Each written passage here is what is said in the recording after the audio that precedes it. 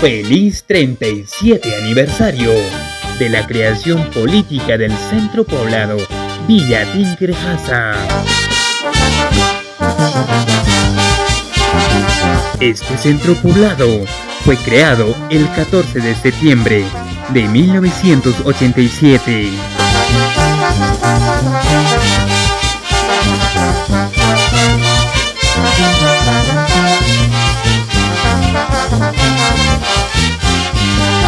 Este hermoso pueblo está ubicada en el distrito de Paucará, provincia de Acobamba, en la región de Huancavelica, a una altitud de 3.794 metros sobre el nivel del mar.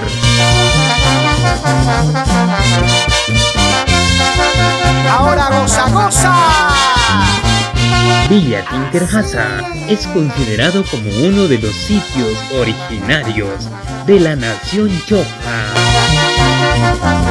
El aniversario de Villa Tinkerjasa es una fiesta mayor del año que inicia el 14 de septiembre con la llegada de las bandas de músicos y culmina el 16 de septiembre con la corrida de toros. Y te burlas de mi amor, tus caprichos valen más de mi noble corazón.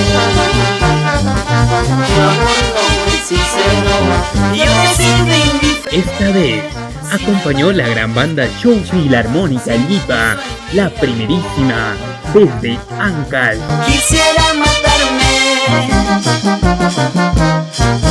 puedes olvidarte.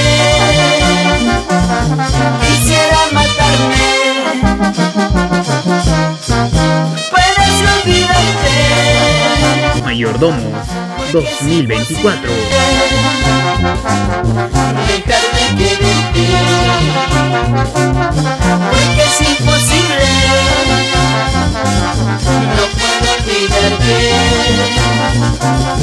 porque es imposible. Dejar de quererte, porque es imposible. No puedo olvidarte.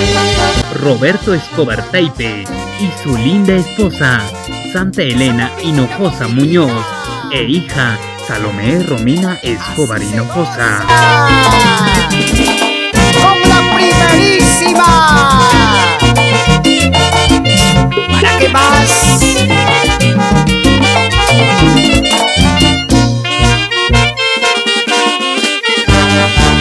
Un saludo muy especial para los Mayordomos 2025. Dejar de quererte, porque es imposible. No puedo olvidarte.